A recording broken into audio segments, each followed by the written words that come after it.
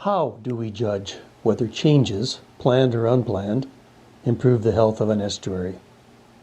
We need to agree on measurables that are low enough in cost to use for tracking health.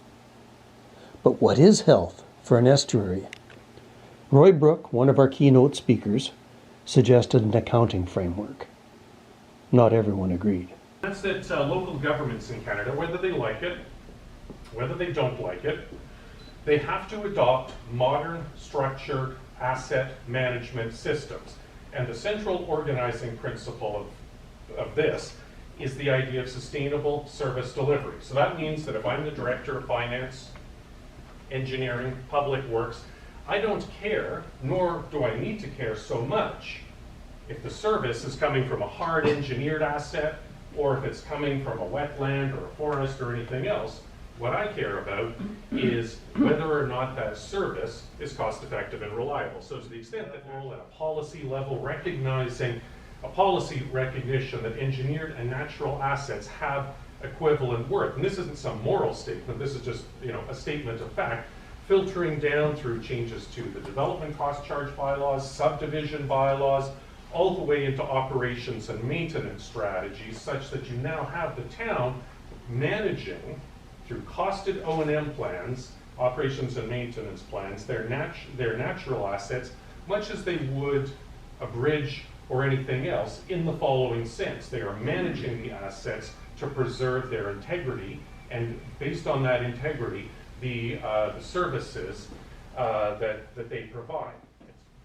So when I was at the City of Victoria as Director of Sustainability, I'm there talking about sustainability stuff. It's a small department, 8 or 9 people, and you got to sneak around the back door and explain to the Director of Engineering or Public Works or whatever about the big budgets and all the money, why they should consider your stuff. And frankly, in many cases, they just don't care. It's not in their mandate, and it's a very hard job to be explaining stuff from an environmental or biodiversity or conservation perspective. And I've shattered my head on many walls. And so we communicate and frame all of this stuff in terms of service delivery to local governments. Why? Because that's what they care about. That is why people show up to work. However, they are two sides of the same coin. There is no sustainable service delivery without an underlying healthy, well-managed natural asset. So that's just one point I'd like to make. We're calling it the cultural assets tool, and I want to highlight this just because there's so much focus on First Nations here. So what we would like to do together with KFN in this project is find a way to integrate consideration of First Nations cultural assets in natural asset management. And this has taken a long time to kind of get to, because it's tough. Like as someone with a European background, I might think, okay, a cultural asset, it's that thing over there. It's a culturally modified tree or camas field, whereas, and I'm only paraphrasing here because obviously I can't speak for them, but they would say, look, you can't separate culture and nature. These are not divisible concepts. We've eventually landed on something that I think is quite interesting, where their cultural assets, irrespective of what they are, would just appear as polygons on a map. So we're not specifying it's this or it's that, but what we would do is identify uses that they believe are compatible with the nature of those sites. Again, irrespective of what those sites happen to be. That then becomes information that local governments can take as part of their core operating and financial systems and say, all right, now I have this information. I want to make one quick comment. It's a wonderful tool to move the ignorant boobs of cities on to nature. But nature is not a human asset. Nature is not a human service. Nature is.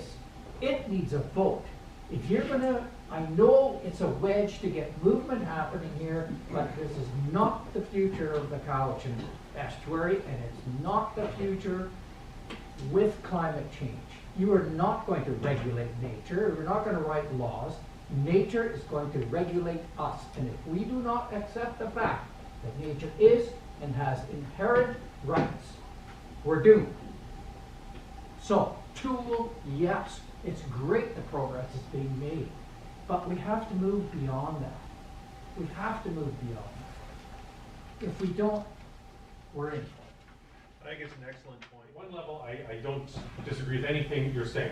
At another level, I think in our existing status quo, make no mistake, we are putting a value on nature. We are assuming something, but that value is consistently nothing.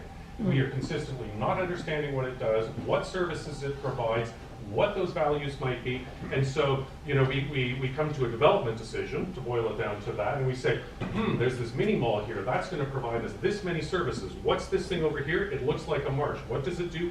I see a couple of birds, I don't care, bang, it's gone.